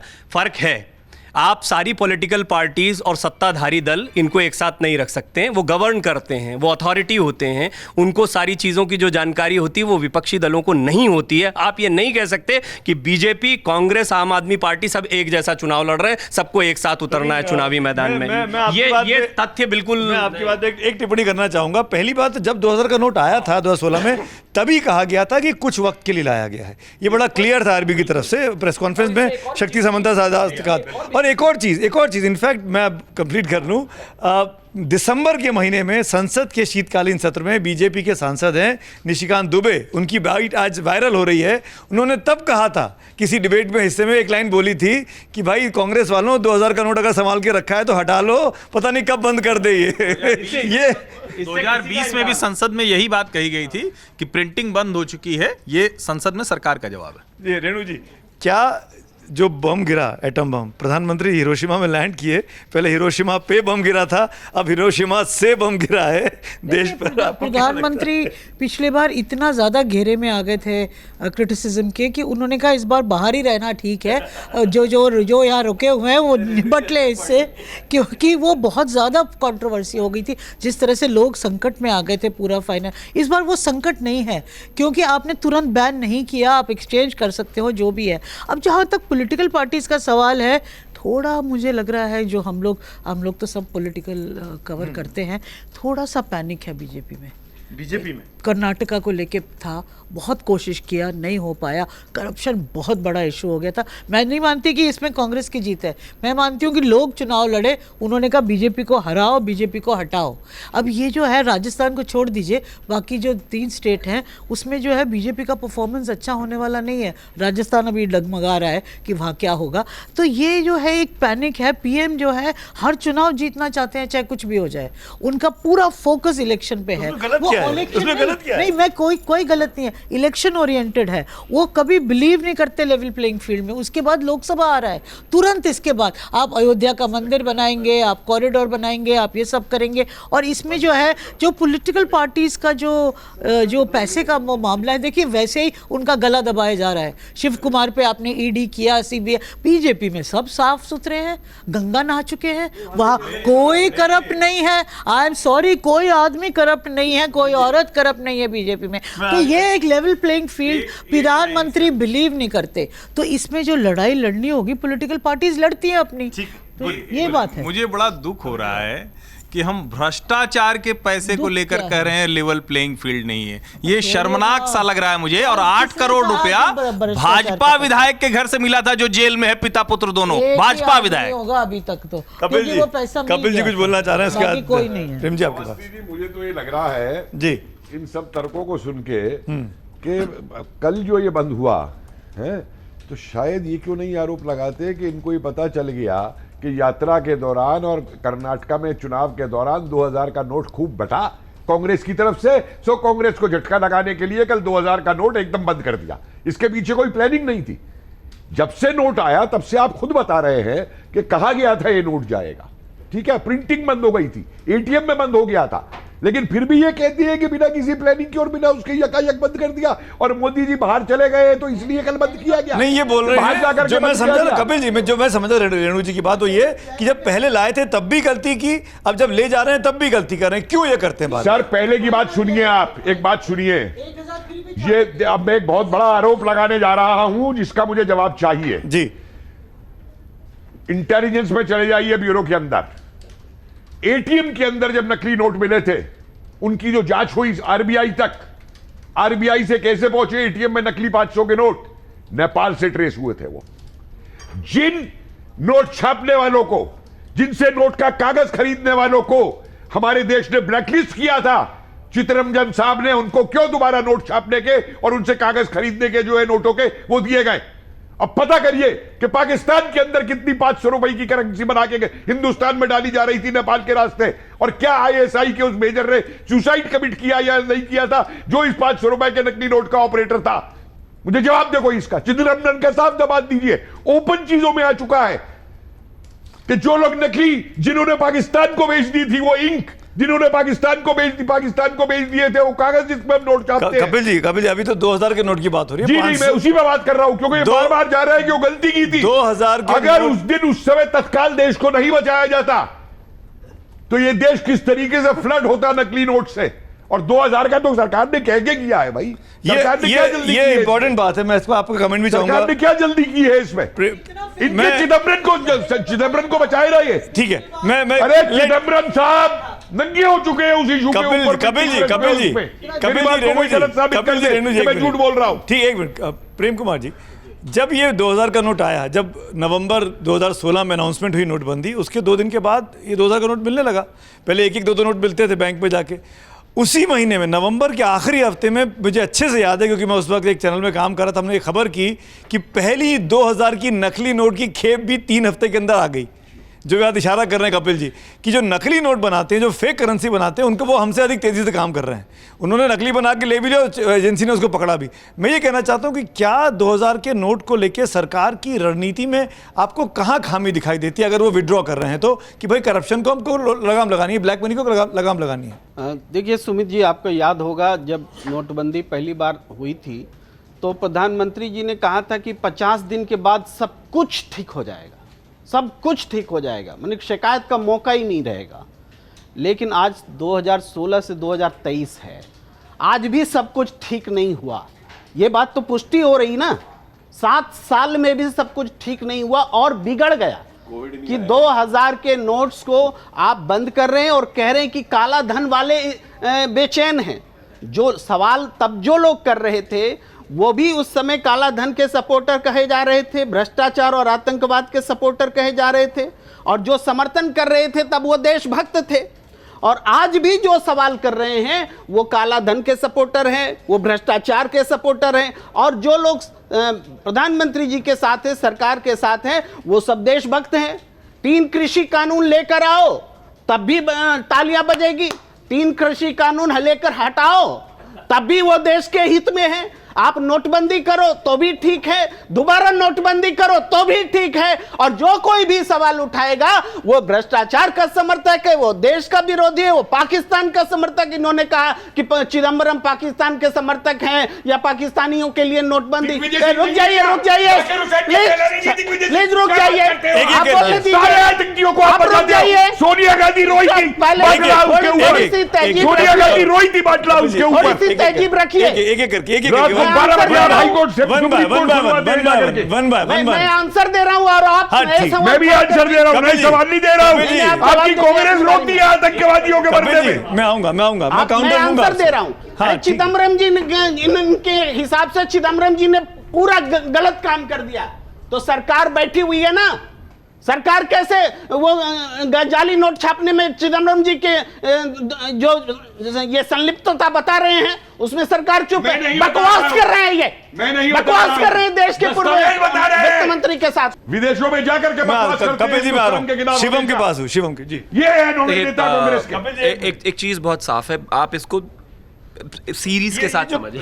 जो उन्होंने बातें कही उसका जवाब दीजिए प्रेम कुमार जी का, कि भाई जो आपसे सवाल करे, आप अपने कानून लेके आए तो अच्छा कर रहे हैं, कानून वापस लें तो अच्छा कर रहे हैं, नोटबंदी लाए तो अच्छा कर रहे हैं, नोटबंदी वापस ले तो अच्छा कर रहे हैं, ये कैसे हो सकता है? जो जुमले की तरह उन्होंने इस्तेमाल किया, ये सुनने में शायद बहुत कैची लग सकता है, बट रियलिटी यही है। आप एग्जाम्पल के तौर पर देखिए, नोटबंदी के बाद इन्होंने कहा प्रधानमंत्री ने कहा था 50 दिन में सब कुछ सही हो जाएगा। 75 साल पुराना देश है ये। नोट 2013-14 में भी चेंज हुए थे। आप मुझे एक चीज़ बताइए, कह दे कोई के काले धन पर स्ट्राइक नहीं हुआ था? कह दे कोई 2000 के नोट का मैंने आपको वजह बताई, क्या इस समय इस देश में कैश फ्लो नहीं था? आपके साथ भी दिक्कत हुई होगी कैश फ्लो में। उसके बाद फिर से ये चीज़ हुई है, और मैं मानता हूं आरबीआई ने 2013, 14, फिर 16 में नोटबंदी के मामले में हुआ, फिर ये 22 में करते रहना चाहिए। जहां तक बात नकली नोट का है, मैं मानता हूं कि ये दुनिया इतनी तो डिजिटलाइज समय में हो गई है कि हर चीज़ का रेप्लिका बहुत जल्दी लेकर आ जाता है। अब कृषि कानून पर आ जाइए। इस देश के किसान की बेहतरी के लिए इस देश के प्रधानमंत्री एक कृषि कानून लेकर आए। लेकर अच्छा था कि वापस लेना अच्छा था? दोनों अच्छे थे, दोनों अच्छे थे। ये कैसे हो सकता है? अब सुनिए कैसे, मैं फिर से कह रहा हूं, कैची आप इसको बना रहे हैं। अब सुनिए, लेकर आए एक ग्रुप के लिए, किसानों के लिए। किसानों को कहा गया कि उनकी बेहतरी के लिए एक कानून है, लेकिन उसको लेकर इस देश में तमाम तरह के मार्च हुए, हंगामा हुआ, देश की सड़कें जाम हुई। उसी दौरान तमाम तरह के खालिस्तान से लेकर इस देश में सारे नारे लगे, प्रधानमंत्री की हत्या से लेकर क्या क्या नारे नहीं लगे। एक जगह उनको रोक दिया गया पूरी तरीके से इस देश की व्यवस्था को चोक करने के लिए। जो भी एंटी नेशनल उसमें हो सकते थे वो थे। लाल किले पर जाकर दूसरा झंडा फहराना इस देश की तारीफ नहीं थी, और इस देश के तिरंगे की तारीफ नहीं थी, और इस देश की बेहतरी के लिए कोई काम नहीं था। इसका मतलब किसानों से नहीं पूछा गया था ना, इसीलिए उसमें एंटी नेशनल ताकतें आ गई ना। ये मैं पूछ रहा हूं। मैं बोल रहा हूं सर, 19 बार इस देश के किसानों से बात हुई है, 19 बार। लेकिन पॉलिटिकल इंटरेस्ट के चलते इस देश में एक जमाने में एक पार्टी ने किस तरीके से खालिस्तान को बढ़ा दिया था और फिर खत्म करना पड़ा। इस देश में ऐसे भी हुए हैं बहुत सारे इंसिडेंट्स। तो मैं सिर्फ इतना कह, खालिस्तान को किसने खत्म किया? उस मूवमेंट को किस पार्टी ने खत्म किया? बढ़ाया किसने? आपसे पूछ रहा हूं ना मैं। बढ़ाया किसने? मैं भी तो आपसे पूछ सकता हूं, आप तो मुझसे पुराने हैं। बढ़ाया किसने बढ़ाया था? अब जिसने बढ़ाया उसी ने एक समय पर जाकर उसको इरेडिकेट करने की कोशिश की, लेकिन बढ़ाया अपने पॉलिटिकल इंटरेस्ट के लिए। अब मैं सिर्फ ये कह रहा हूं कि जब इस देश के प्रधानमंत्री को लगा कि 19 बार किसानों से मिलने के बाद, तमाम तरीके की चीजों की बात करने के बाद, मैनिफेस्टो में ये डालने के बाद कि हम कृषि कानून लेकर आएंगे जिस पर 90 लाख किसानों की राय ली गई थी मैनिफेस्टो पर, उस पर सरकार चुनकर भी आई थी। अगर एक सेक्शन को, किसानों को भड़काकर या दिखाकर ये कहा गया कि आपका नुकसान है, इस देश के प्रधानमंत्री विद ऑल द ह्यूमिलिटी आए, किसी एकदम एरोगेंट लीडर की तरह नहीं, खुद आए, हाथ जोड़कर कहा कि इसमें मेरी गलती है, मैं ऑन करता हूं इस बात को, और आपको अगर पसंद नहीं है, कानून अच्छे थे, मैं अभी भी कह रहा हूं कानून गलत नहीं थे, लेकिन अगर आप इनको मानने के लिए तैयार नहीं है, विद ऑल ह्यूमिलिटी मैं इसको वापस लेता हूं। अब इस स्टेप को कोई कहने लगे कि नहीं ये तो प्रधानमंत्री जी ने इसमें भी अपनी तारीफ ले ली। प्रधानमंत्री सुनिए ना, तो धरती हिलती है। बात प्रधानमंत्री के स्टेप उठाने की किसकी नहीं हो रही है। मैं ये पूछ रहा हूं कि कानून को लेकर क्या रहा है? कृषि कानून लागू होने चाहिए थे शिवम त्यागी के मुताबिक या नहीं होने चाहिए थे? आपको क्या सही लगता है? मेरे मुताबिक नहीं, मेरे देश के प्रधानमंत्री के मुताबिक वो लागू होने चाहिए थे। मेरे देश के प्रधानमंत्री का ऑन रिकॉर्ड बाइट है कि कानून सही थे। एक लाइन के बाद प्रेम जी जैसे लोग भ्रम फैलाते हैं। कृषि कानून इस देश में लागू होने चाहिए थे, नहीं लागू होने चाहिए। जिस दिन देश के प्रधानमंत्री नरेंद्र मोदी ने तीनों कृषि कानून वापस लिए, वो काला दिन है। देश के किसानों की बेहतरी के लिए नट बोल्ट भी कोई बनाता है तो एमआरपी तय करेगा, किसान के लिए एमएसपी तय होगी। किसान न्यूनतम समर्थन मूल्य पर रहे और दुनिया का दूसरा काम करने वाले अधिकतम समर्थन मूल्य पर, अधिकतम खुदरा मूल्य पर रहे। ये अन्याय देश बर्दाश्त नहीं कर सकता। अगर प्रधानमंत्री ने वो कानून वापस लिए, चाहे जिस वजह से, वो गलत है, उसको ठीक करना चाहिए। प्रेम कुमार जवाब दीजिए, आपकी बात का काउंटर के नाम लेके। जी, मेरे नाम से कई बार उन्होंने बात की, मुझे मौका नहीं मिला जी। तत्काल मैं इस बात को कह रहा हूँ कि देखिए एमएसपी जो न्यूनतम समर्थन मूल्य है वो भी जिस वर्ग को नहीं मिल रहा है, जिस किसान को न्यूनतम नहीं मिल रहा है उसको एमआरपी का तर्क दे करके आप खारिज कर रहे हैं। अरे न्यूनतम दे दो तब एमआरपी की बात करना। जिस देश में किसान अपनी फसल बेच नहीं पा रहा है, एक एक करके हाँ, देखिए मैंने फिर कहा ना, देखिए अब मैं कृषि कानून से निकलना पड़ेगा, मैं एकदम नहीं निकल जाइएगा। मैं शांति से एक लाइन बोल दूं।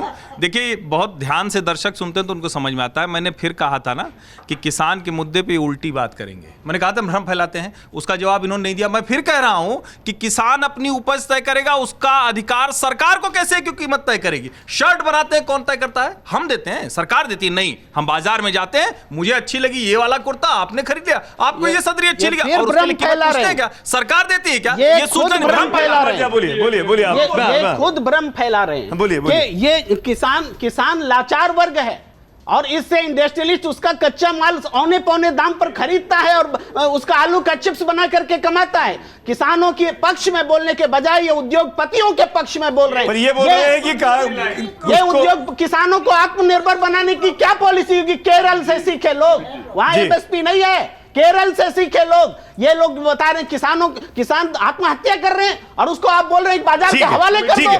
ठीक है, बाजार के हवाले होगा किसान। कपिल जी आ रहा हूं, कपिल जी के बाद। कपिल जी, हाँ। जो किसान आत्महत्या कर रहा है वो है असली किसान। हाँ। जो ये किसान बैठे थे ना टिकैत एंड कंपनी और पंजाब वाले, वो असली नहीं है। जो मर जाए आत्महत्या कर ले वो असली है। सुनिए सब ये कौन सा लॉजिक है? ये जमींदार लोग हैं जिनके 50 इंटरेस्ट है, जिनके 50 इंटरेस्ट है। क्या टिकैत केवल किसानी कर रहा है? सारी ठेकेदारियां कर रहा है, पेट्रोल पंप ले रखे है। पंजाब के अंदर भी ये जो बड़े जमींदारा किसान है, छोटे गरीब किसान को और मझोले किसान को तो ये मंडी तक आने नहीं देते हैं।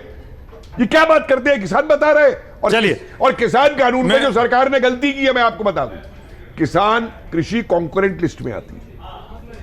कानून आपने सेंटर से बना दिया था, आप स्टेट्स पे छोड़ देते। जिसको लागू करना है लागू करे, जिसको लागू करना है नहीं करे। क्यों नहीं छोड़ा? ठीक है, क्यों ये गलती की? और सुनिए एक और गलती की, एक और गलती की जी। जो झंडे की बात इन्होंने की। जिस दिन जिन्होंने हमारे झंडे को, तिरंगे को लाल किले पे वो किया था ना, बेहद खराब। क्यों नहीं सरकार ने उस दिन उनको उठवाया? पूरा देश उनके साथ खड़ा होता। पूरा देश उनके साथ खड़ा लाल किले को होता। सुरक्षित नहीं रख सकता, उसके हाथ में देश सुरक्षित रहेगा। ठीक है, चिल्लाइए नहीं, सुनिए ना, इसको मैं एक सुनिए ना, एक मिनट रेणु जी, एक minute, I will give you 1 minute. इसको टीवी का डिबेट नहीं बनाते। हमारा ये खबरों के खिलाड़ी की खासियत ये है कि यहाँ विस्तार से अच्छे से चर्चा चलती है, सभी तरह के विचार समझ में आते हैं। तो let's not make it a TV debate. मैं टीवी वालों को विरोधी नहीं कर रहा हूँ, लेकिन यहाँ का मिजाज कुछ और है। जी बोलिए। मेरे को लगता है इस इशू को खत्म कर देना चाहिए एक ही सेंटेंस से कि यही मोदी जी की सरकार थी जो टिकैत के आगे घुटने पे आ गई थी और उसके सामने सरेंडर कर दिया था। और आप हर चीज में मत बोलिए, आप हर चीज में मत बोलिए। आप तो बोले ही जा रहे, सुनते नहीं। अच्छा सुनिए,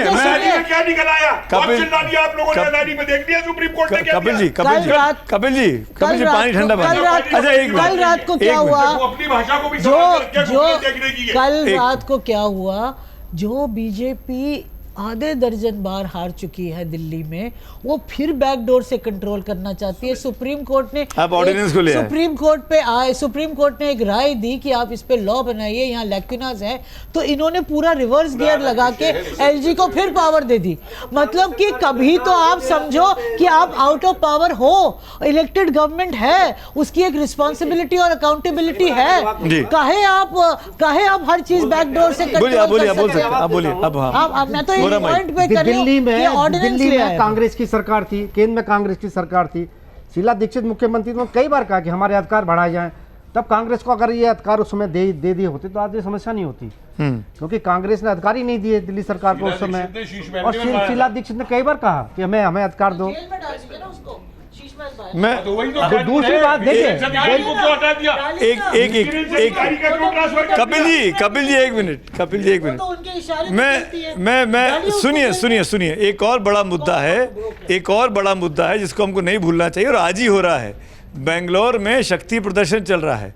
बेंगलोर में पूरी ताकत कांग्रेस पार्टी ने लगा, बेंगलोर तो पहले बोलना नहीं चाहिए, बंगलुरु बोलना चाहिए, आदत ही पड़ी हुई है, उसके लिए माफ़ी चाहता हूँ जिन दर्शकों के सेंटिमेंट अगर हर्ट हो गए तो। लेकिन मैं बता दूं कि वहाँ कांग्रेस ने शक्ति प्रदर्शन किया, पूरा विपक्ष को एक साथ खड़ा करने की कोशिश की गई है और इससे क्या 2024 की चुनावी ज़मीन तैयार हो रही है, उस मुद्दे पर मैं तमाम मेहमानों का चाहूँगा आपकी टिप्पणी ज़रूर करें। शिवम, मैं शुरुआत आपसे करना चाहता हूँ।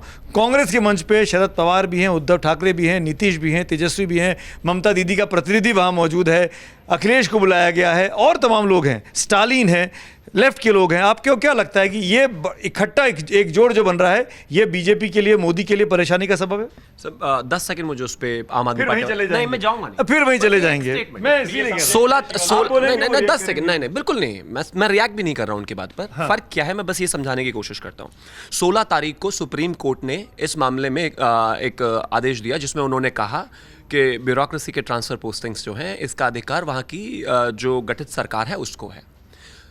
आमतौर पर ऐसा होता है कि जब भी कोई ऐसा ऑर्डर इस तरह का आता है तो सरकारें उसकी ऑर्डर की ओरिजिनल कॉपी लेती हैं, उसके बाद उसकी टेक्निकलिटी समझती हैं और उसके बाद जो है चीज़ों को अप्लाई करती हैं।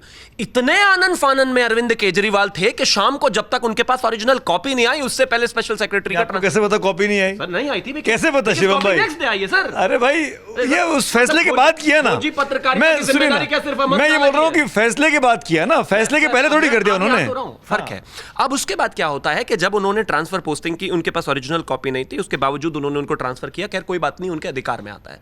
ट्रांसफर के बाद जिस तरीके से अगले दिन एलिगेशंस लगे, आरोप लगे कि जो अधिकारी शराब घोटाले में ऑलरेडी इन्वेस्टिगेशन कर रहे हैं उनको भी फोन जाने शुरू हुए और उनका भी ट्रांसफर हो गया। रात को उनके ऑफिसेस खोले गए, ऑफिसेस में से कागज निकाले गए, जल बोर्ड में से कागज निकाले गए, बिजली बोर्ड में से कागज निकाले गए। मतलब कमाल की बात हो गई। अगर किसी सरकार के अधीन कोई अधिकारी आ जाते हैं या कोई डिपार्टमेंट आ जाता है तो इसका मतलब तो वो उसके राजा हो गए। ये तो प्रोविजन के खिलाफ है ना, उल्लंघन है। और 6 महीने और मैम और उनके पास पूरी पावर है, वो यूज कर रहे हैं। कहां जिसके चाहे तो फिर उनके ऊपर आज तक उसके खिलाफ आज तक सबूत कहां है आपके पास? सबूत आपके पास क्या सबूत है? आपके पास क्या सबूत है? एक मैं जानता था कि डिबेट इसमें चला जाएगा, मैं इसीलिए कर्नाटक क्योंकि समय इतना ही है। आप तमाम कर्नाटक अब कर्नाटक 6 बार दिल्ली हार चुकी है, अब कर्नाटक मैडम बैक स्टोर कर देते 6 बार हार चुके, लेकिन देश में जहां एक बार भी किसी की इतनी हिम्मत नहीं हुई कि कांग्रेस के सामने मेजॉरिटेरियन सरकार बनाए, मेजॉरिटी की सरकार बनाई 2 बार, यह भी इस देश में कभी नहीं हुआ। खैर मैं एक चीज पर आना चाहता हूं कि जहां तक शक्ति प्रदर्शन की बात है, अरविंद केजरीवाल ने अभी पिछले दिनों 3rd फ्रंट के लिए G8 का डिनर रखा था जिसमें से 7 मुख्यमंत्री ने डिनाई कर दिया। खबर छपी कि अब huge embarrassment for Arvind Kejriwal. मैं ये नहीं कह रहा हूं बनेगा या नहीं बनेगा, एक वो बात का विषय हो सकता है, लेकिन कर्नाटका ने कहीं ना कहीं जिस तरीके से कांग्रेस की जीत हुई है उससे इस 3rd फ्रंट की ताकत को और जो है अपने आप में पेचीदा कर दिया है। एग्जाम्पल, लगातार कर्नाटका की जीत के बाद कांग्रेस कहेगी कि हमारी क्रेडिबिलिटी और वेटेज ज़्यादा है। 3rd फ्रंट को जिस तरीके से बल मिलने की बात है, मैं ऐसा मानता हूं कि यहाँ पर जिस तरीके से ये लोग चीज़ों को फंक्शन कर रहे हैं, मैं नहीं मानता कभी साथ में आ पाएंगे। उसका रीज़न है, आप मुझे एक चीज़ बताइए, अगर आप इतना ही कॉन्फिडेंट हैं 3rd फ्रंट को लेकर, और जिस बात को ममता जी ने अभी पिछले 3rd फ्रंट नहीं 2nd फ्रंट ही है, कांग्रेस के साथ विपक्ष है, ये तीसरा नहीं है, मानेगा ही नहीं। कांग्रेस के मंच पे नहीं सर, आप एक चीज बताइए, कांग्रेस के मंच पे प्रतिनिधि बेचने से इकट्ठा कब हो गए? आप मुझे, आपको याद होगा राहुल गांधी को लेकर राहुल गांधी को लेकर अखिलेश यादव का स्टैंड आपने देखा होगा, राहुल गांधी को लेकर ममता बनर्जी का शुरू का स्टैंड देखा होगा। हालांकि उन्होंने अभी Shivam, let me correct my self, अगर 3rd फ्रंट होता है तो वो शायद ममता, अखिलेश और अरविंद केजरीवाल जैसों का हो जाए, है ना, पर ये जो मंच है जो बेंगलुरु में सजा है ये तो 2nd ही है, ये 3rd कहाँ है? महत्वाकांक्षाएं इतनी ज़्यादा हैं इन लीडरशिप्स में। मैं फिर से वही कहना चाहता हूं, आपको लगता है कि अरविंद केजरीवाल किसी के साथ चले जाएंगे या कोई उनके साथ चला जाएगा? इम्पॉसिबल। हाँ, विपक्ष में एकता नहीं है। Praveen, your take. मैं इसको काउंटर करता हूं क्योंकि यूपीए 3 मुझे ज़्यादा मुफीद लगता है। जब यूपीए 1 यूपीए 2 था तो ऐसा नहीं कि सारे के सारे दल आ गए थे, उसमें भी कुछ दल बाहर थे। और वो तीसरा मोर्चा, आपने बिल्कुल ठीक कहा, आपने खुद ही करेक्ट किया उनको, शिवम जी के कमेंट को। और इसमें कोई दो राय नहीं है कि कांग्रेस ने केंद्र में आकर इस विपक्षी एकता के अपने आप को कर्नाटक में बहुत मजबूत साबित किया है।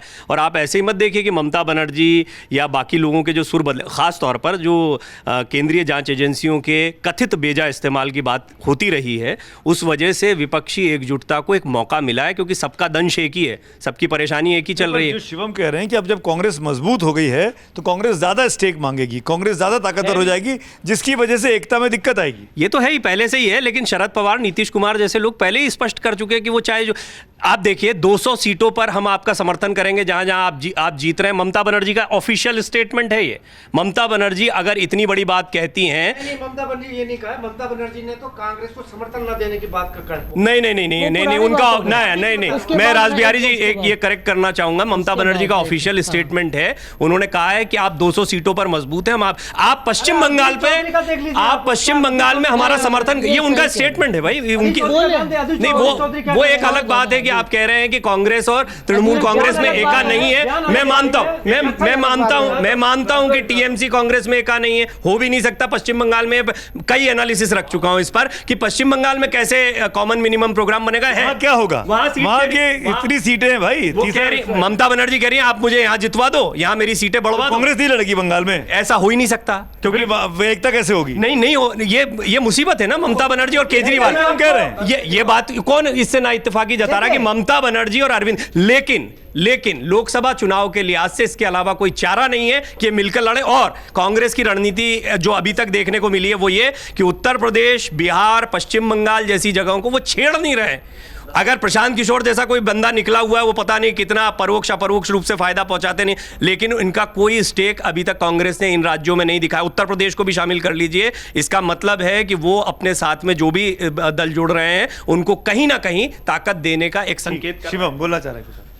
आप 200 सीटें कहा इन्होंने शुरुआत में कांग्रेस को देने के लिए, 200 कहां देंगे? राज्य दर राज्य कर लीजिए ना, हर जगह नेता अपने राज्य का। साउथ में 120 सीटें हैं, साउथ के 4 वहां पे कांग्रेस। लेकिन क्या वहां प्लेयर्स नहीं है? मैं तो फिर से वही कह रहा हूं। और जिस खास तौर पे उत्तर प्रदेश की बात कर रहे हैं, मैं कह रहा हूं मध्य प्रदेश के भी चुनाव है, उसका एजेंडा तय होगा रिजल्ट्स के बाद। राजस्थान का एजेंडा होगा रिजल्ट्स के बाद तय, छत्तीसगढ़ का एजेंडा होगा रिजल्ट्स के बाद तय। वहां पर कितनी क्रेडिबिलिटी और कितनी सीट्स के साथ कांग्रेस आती है, विपक्ष में भी कितना पीछे जाती है, वो तय उसके बाद होगा। जितनी कांग्रेस मजबूत होगी उतनी एकता कमजोर पड़ेगी। नहीं, जितनी कांग्रेस जो है मजबूत होती जाएगी, पहली बात तो ये मजबूती का मैं मानता हूं 24 से पहले पीक है, गलत हो सकता हूं, मैं ये नहीं कह रहा हूं, लेकिन अगर मजबूत होगी तो ये अपने आप में ही बाकी पार्टीज के लिए गले का फंदा बन जाएगी। क्योंकि टाइम एंड अगेन हर एक नेता कह चुका है कि राहुल गांधी एक एक्सेप्टेबल फिगर इस देश में नहीं है ऑपोजिशन लीडर। एक मिनट, बोलिए। मेरे को लगता है कि राहुल गांधी का जहां तक सवाल है, वो प्रॉब्लम तो मोदी जी ने खुद ही सॉल्व कर दी है, जो उनको पार्लियामेंट से बाहर कर दिया। इससे इतना बढ़िया रिलीफ मिला है ऑपोजिशन पार्टीज को कि ये बात सच है, उनको राहुल गांधी पसंद नहीं है, तो वो कह रहे हैं कि Rahul out, we are all in. तो अब इसमें क्या होगा? ये लड़ाई सर्वाइवल की लड़ाई हो गई है। जिस तरह से मोदी जी धन चल रहे हैं, और जो कल रात को वो ऑर्डिनेंस लाए, वो भी एक ऐसे आदमी का प्रतीक है जो पावर चाहिए एट एनी कॉस्ट। उसमें ईडी, सीबीआई, जो भी हम लोग एजेंसीज की बात कर चुके हैं, उसके अलावा ऑपोजिशन को पता है कि ये हमारा आखिरी मौका है अपने आप को बचाने का। अगर इस बार इकट्ठे नहीं हुए तो सब फिनिश है। ये सब आप कपिल जी, क्या बीजेपी कर्नाटक के नतीजों के बाद से या दिल्ली में जिस तरीके से ऑर्डिनेंस लाया गया अचानक से, क्या बीजेपी बैकफुट पे घबराई हुई है? बिल्कुल घबराई, जो बात रेणु जी कह रही है, बिल्कुल घबराई हुई है। जहां तक बीजेपी का सवाल है, मैं ये कहूंगा कि बीजेपी को जो एक फीडबैक इंडिपेंडेंट सोर्स से लेनी चाहिए, वो बीजेपी नहीं देती, और इसकी वजह से बीजेपी जो ग्राउंड लेवल फील है उसको काउंटर करने में ये बीजेपी फेल होती है। इसको बहुत से लोग इस देश में ऐसे हैं जो बीजेपी के मेंबर नहीं है, लेकिन वो मोदी को सपोर्ट करते हैं मोदी की पॉलिसीज की वजह से, लेकिन उन लोगों की बात को बीजेपी में कोई महत्ता नहीं दी जाती है, उनको दूर किया जा रहा है, मैं बताऊंगा आपको। और उसके लिए व्यक्तिगत स्वार्थ है लोकल लेवल की लीडरशिप के। हर जगह मोदी योगी जाके हर स्टेट में नहीं संभाल सकते। अगर बीजेपी को इन स्टेट्स को संभालना है तो उनको यहां पे भिजाई, ये जो 40% का जो प्रचार हुआ, इसकी जगह पे ऐसे नेता लाने होंगे जिनका अपना परिवार नहीं है, जिनको अपने परिवार के लिए पैसा नहीं बनाना है, खाली मामा चाचा से बात नहीं बनेगी इस तरीके से, नई लीडरशिप लानी होगी, लेकिन वो नहीं होगा बीजेपी के अंदर, मैं बता दूं आपको। विपक्षी एकता पे क्या बोलना चाहिए? विपक्षी एकता में आपको एक चीज मैं बता दूं, हम इन चीजों में एक सबसे बड़ी बात ये भूल रहे हैं, देश की जनता और वोटर। बहुत पहले भी गठबंधन बने हैं, महागठबंधन भी बने हैं, लेकिन जनता क्या समझती है इन गठबंधनों के बारे के अंदर? जनता पारिवारिक डायनेस्टी के बारे में क्या समझती है? एज ए वोटर अगर मैं बहुत इंडिपेंडेंट हूं, क्या मैं ये नहीं सोचूंगा कि इस गठबंधन के अंदर अखिलेश यादव है जो परिवारवाद और सामंतवाद पे आधारित है, इसके अंदर लालू यादव है जो परिवारवाद और सामंतवाद पे आधारित है, दूसरे को मैं कह रहा हूं कि बीजेपी करप्ट है, क्या लालू यादव नहीं है? क्या अखिलेश यादव के अंडर में यूपी के अंदर जनता बहुत चीजें सोच रही है। जनता खाली गठबंधन को नहीं देख लेगी कि एक गठबंधन को देख करके मैं वोट दे दूं, कोई गठबंधन बन गया है। मैं चाहता हूं इस देश के अंदर ऑपोजिशन बहुत स्ट्रांग हो, लेकिन मुझे बताइए मैं किस ऑपोजिशन पार्टी को एक क्लीन चिट दे करके वोट के लिए डालूं कि ऑपोजिशन स्ट्रांग हो इस देश के अंदर? तो जनता का जो माइंड है, आज जनता वो नहीं है, आज का युवा बहुत बदल चुका है। मैं आपको बताऊं, मैं इतिहास के विषयों में बोलता हूं, पहले सिर्फ हिस्ट्री पॉलिटिकल साइंस के स्टूडेंट सुनने आ जाते थे, आज engineer, doctor, IIT, agriculture sciences के बच्चे सुनने को आते हैं कि क्या हमारा इतिहास था। आज देश के युवा में एक बहुत बड़ी चीज जो जागी है, जो कांग्रेस फेल हो रही है समझने में, कि देश का युवा आज ये समझ चुका है कि अगर देश ऊपर जाएगा तो मेरा कैरियर भी ऊपर जाएगा। अगर देश की अर्थव्यवस्था विकसित होगी, और मैडम अब मैं बीच में मत बोलिए, आज का युवक ये जानता है कि अगर फॉरेन कैपिटल यहां आकर के मल्टीनेशनल इंडस्ट्री बना रहा है और मुझे उसके अंदर जॉब मिलनी है, तो मेरे देश के अंदर आर्थिक स्थिरता की जरूरत है, मेरे देश के अंदर एक सम्मान की जरूरत है। ठीक है, मैं 10 चीजों का विरोधी हूं सरकार की, मैं आलोचना भी करता हूं, एजुकेशन पॉलिसी भी मैं आलोचना करता हूं सरकार की पूरी, उसके ऊपर कि एपीआई सिस्टम गलत है, ये जो लगाए गए हैं, जिस तरीके से अपॉइंटमेंट है गलत है, लेकिन जो चीज हमारी हो रही देश को आगे ले जाने के लिए, अब ठीक है, जनता ये भी सोचती है कि क्या मैं उस पार्टी को वोट दूंगी जिसके मणिशंकर अय्यर पाकिस्तान में जाके मदद मांग रहे थे भारत के एक प्रजातांत्रिक प्रधानमंत्री को हटाने के लिए। ठीक है, मैं जो ये भी सोचती है समझ पा रहा हूं, मैं आपसे काउंटर मेरी राय रह रही है, बहुत देर से मैं आऊंगा, नहीं है। बिल्कुल आऊंगा, इसके बाद आ रहा हूं, एक एक करके, आप चिंता मत करिए। प्रेम कुमार जी, विपक्षी एकता कर देने से मात्र से चुनाव नहीं जीते जा सकते, जो बात कपिल जी कह रहे हैं कि आप इकट्ठे हो जाइए, पर जनता, पब्लिक जो वोटर है वो सब समझती है, वो देख रही है, वो भीड़ को देख के वोट नहीं करेगी, वो नीतियों को देख के वोट करेगी। बात बिल्कुल सही है कि विपक्षी एकता पार्टियों का सिर्फ बैठक और उस हिसाब से एक समुच्चय नहीं है। चुनाव केवल गणित विपक्षी नहीं है। एकता एक इमोशंस है। आज देखिए, जो लोग इस शपथ ग्रहण में शामिल नहीं हुए या न्योता नहीं गया, वो जो थर्ड फ्रंट वाला वर्च्यू रखते हैं, गुण रखते हैं, वो एंटी बीजेपी, एंटी कांग्रेस रखते हैं। इसके बावजूद ऐसे दल आज क्यों नहीं प्रो बीजेपी स्टैंड ले रहे हैं? वो क्यों बीजेपी के खिलाफ ही मोर्चे की संभावनाएं देख रहे हैं? ये बड़ा सवाल है। भारतीय जनता पार्टी के प्रति पूरे देश में एक फेडरल स्ट्रक्चर पर खतरा मानते हुए एक भावना पैदा हुई है। वो भावना ही इनको इकट्ठा कर रही है। ऐसा नहीं है कि कांग्रेस के फायदे के लिए कोई इकट्ठा होगा, नहीं, अपने फायदे के लिए, अपने एग्जिस्टेंस के लिए ये पार्टियां इकट्ठा हो रही, इसका नाम विपक्ष है। लेकिन आज जो जो बात मोदी जी बोलते हैं कि ईडी ने सबको इकट्ठा कर दिया, वो गलत थोड़ी बोल रहे हैं सब बीजेपी फिर, कि भाई ईडी के छापे पड़ रहे हैं, ममता बनर्जी के घर तो एक हो गए, तेजस्वी के छापे पड़ रहे हैं तो वो उनके साथ जुड़ गए। ये मतलब एजेंसी की वजह से एकता हो रही है ना, नीतियां कोई नहीं है। इसमें एक बात जोड़ लिया जाए, यही ईडी सीबीआई का रुख बीजेपी नेताओं के घर कर दिए, वो भी इकट्ठा हो जाएंगे, फिर सब इकट्ठा हो जाएंगे। तो वो अगर ऐसे बोलते हैं तो हम इसको ऐसे बोलते हैं। लेकिन ये जो विपक्ष की एकता है, वो विपक्ष अभी है भी नहीं। आज जो शपथ ग्रहण हो रहा है, ये लाइक माइंडेड ग्रुप्स हैं, वो हैं जिसमें आप आम आदमी पार्टी अभी तक नहीं है, तृणमूल कांग्रेस नहीं है, बहुत सारे लोग जो थर्ड फ्रंट वाले हैं अभी नहीं है, लेकिन उनका झुकाव इन्हीं की तरफ है। वो तरह तरह के सॉल्यूशंस दे रहे हैं कि कैसे हम एकजुट हो सकते हैं। राजबिहारी बोलिए ना आप। राजबिहारी, मंच पर इकट्ठा होना एक अलग बात है, विपक्ष की एकता एक अलग बात है। क्या 2019 से पहले मंच नहीं सजे थे? कलकत्ता में भी ममता बनर्जी ने मंच सजाया, इसी बेंगलोर में सजा था, कुमार स्वामी की शपथ में सब इकट्ठा थे 5 साल पहले। कलकत्ता में 2019 में मंच वो सजा था, 2018 में यहाँ भी मंच सजाया गया था, सबको बुलाया गया था।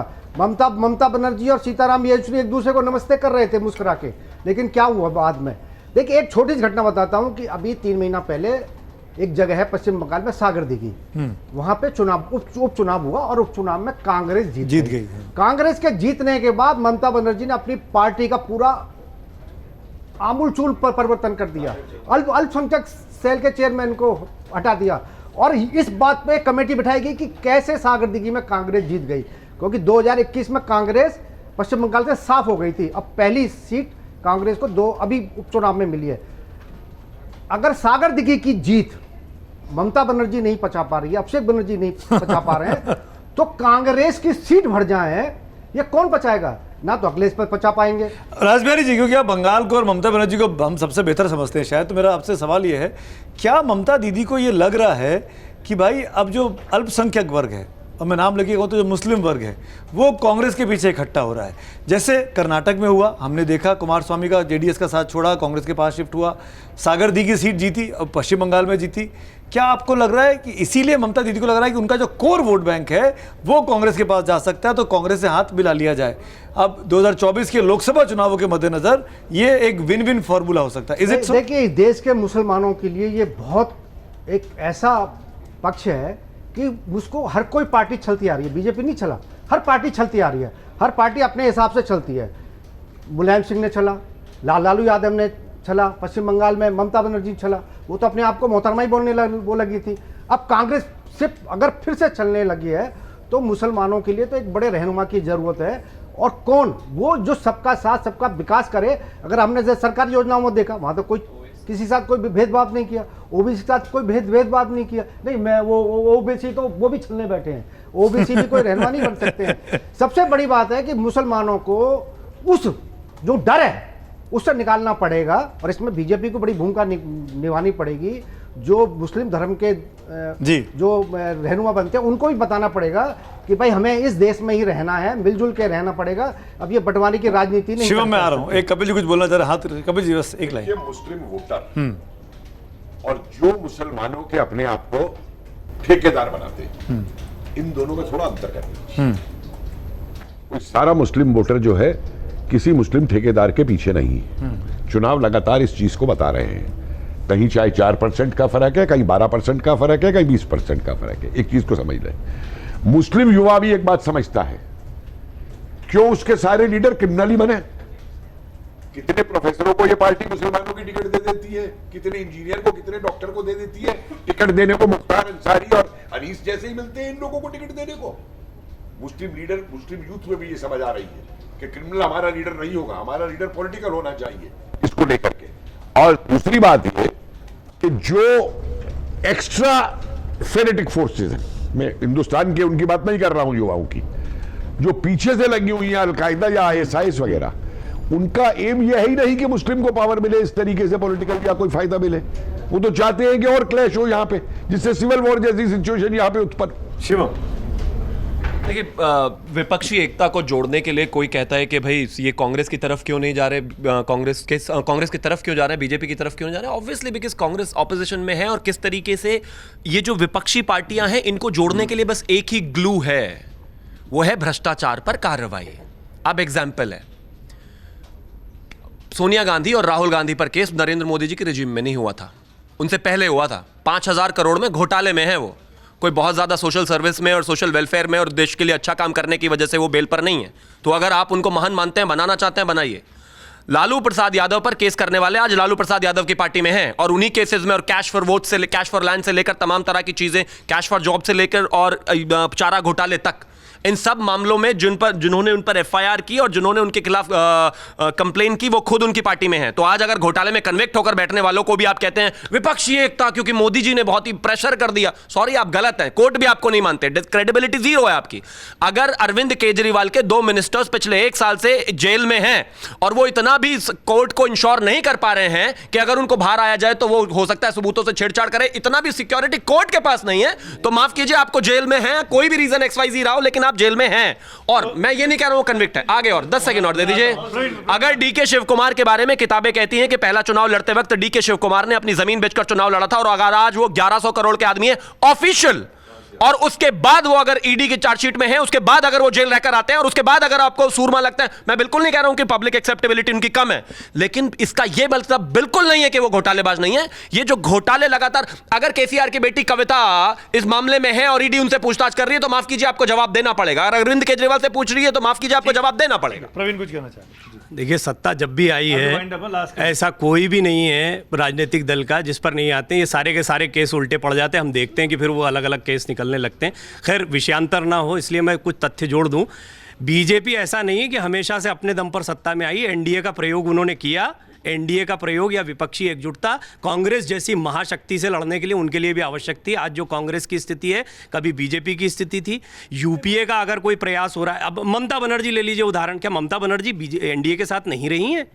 रही है, रेल मंत्री रही हैं। और ये देखिए आप कि ममता बनर्जी जो हैं वो आज सबसे बड़ी दुश्मन मानी जाती हैं, तो मायावती रही, आप लोग सब जानते हैं। तो यह विपक्षी एकजुटता में किसी पार्टी से कोई नाराजगी या उनके साथ में मनभेद मतभेद जो भी कह लीजिए वो रहते हैं तो विपक्षी एकता नहीं होती। ये तथ्य बिल्कुल गलत है। विपक्षी एकजुटता हो, क्योंकि अभी आपने एक सर्टिफिकेट जीतने हारने के लिए होती है ना, बिल्कुल होती है। तो अभी एक सर्टिफिकेट मिल गया। रासबिहारी जी भी जो बोले कि अगर ममता बनर्जी को ये लगता है कि कांग्रेस एक खतरा बन रही है तो पहला सर्टिफिकेट तो वो दे रही है कि कांग्रेस ताकत बन रही है, कांग्रेस मजबूत हो रही है। ये सर्टिफिकेट खुद ममता बनर्जी को क्या गरज पड़ी कि वो कांग्रेस के पास में जाए? उनका जो पूरा इलाका है वो पश्चिम बंगाल तक सीमित है, उनकी राजनीति वहां तक सिमटी हुई है। लेकिन अगर उनको लग रहा है कि कांग्रेस मजबूत हो रही है तो इसका मतलब यह है कि राजनीतिक दल और विपक्षी दल ये मान रहे हैं कि कांग्रेस वो मोर्चा बनाने में कामयाब होगा जो 2024 में बीजेपी के खिलाफ या प्रधानमंत्री मोदी जैसे बड़े चेहरे के खिलाफ। मैं ससम्मान आपसे कहना चाहता हूं सर, आप मेरे से उम्र और तजुर्बे दोनों में बड़े हैं। ये पॉलिटिकल लोग हैं। जब तक एक पैर धरती पे नहीं पहुंच जाता तब तक भी उम्मीद रहती है कि शायद मैं प्रधानमंत्री बन जाऊंगा। ममता जी को कांग्रेस से मिलने की या खतरे की इसलिए पड़ी है क्योंकि एक जमाने में वो 400 खाली कुर्सियों को एड्रेस करने अन्ना जी के रैली पर दिल्ली तक आ गई थी। हर कोई आगे बढ़ना चाहता है। अगर मेरा क्षेत्र यूपी है ना और मैं वहां पर लीड करता हूं तो मुझे पूरी उम्मीद रहेगी कि एक नितिन गडकरी जी के बारे में यही थ्योरी दे दी जाती है कि बीजेपी में ऐसे कई नेता बैठे हैं जो प्रधानमंत्री बनने के लिए आतुर बैठे हुए हैं। तो वही तो कह रहे हैं, इसमें गलत क्या है? आप जो बात कह रहे हैं वही। नहीं, मैं भी नहीं कह रहा हूं गलत, मैं भी नहीं कह रहा हूं गलत है। मैं कह रहा हूं कि आपने जो बोला कि ममता दीदी को क्या पड़ी है, हर पॉलिटिकल आदमी को बन सकती है विपक्षी। जी आपका बहुत सारी पॉलिटिकल पार्टीज एक दूसरे के साथ सरकार में रह चुकी हैं। शरद पवार के साथ कांग्रेस का गठबंधन था महाराष्ट्र में, सबको पता है। वहां पर महागठबंधन बिहार में जहां कांग्रेस भी इन्वॉल्व थी, ममता के साथ भी रह चुकी है, लेफ्ट के साथ भी यूपीए में। तो ये पार्टी जैसे उन्होंने कहा लाइक माइंडेड पार्टीज हैं, उनका एक वो हो रहा है, एक एक्सपेरिमेंट है कि भाई इकट्ठा होना है, किस तरह से होना है, क्या अभी बहुत लंबा क्लाइम है, क्योंकि जब तक एक सेंस ऑफ सैक्रिफाइस और गिव एंड टेक नहीं होगा ये पॉसिबल नहीं होगा। चलिए इसी मैं बस यही की बात कहूंगी कि ये आखिरी मौका है पॉलिटिकल पार्टीज के लिए। तो बीजेपी इनको खत्म आखिरी है कि नहीं आखिरी मुझे नहीं पता। मैं माफी चाहता हूँ। मैं वक्त की कमी, रासबिहारी भाई, मेरे पास वक्त की कमी है। शुक्रिया आप तमाम मेहमानों का जुड़ने के लिए। खबरों के खिलाड़ी में बहुत ही विस्फोटक रहा आज का ये एपिसोड, खास तौर पर जिस तरह के वक्ता मौजूद थे। Thank you so much for watching. खबरों के खिलाड़ी का हर एपिसोड हर हफ्ते आप जरूर देखते रहिए, पसंद करते रहिए, फॉरवर्ड करते रहिए, सब्सक्राइब करिए अमर उजाला को, ये बहुत जरूरी है। Thank you so much for watching. मन से उजाला कर चले, मन से उजाला कर चले, एक अमर उजाला कर चले।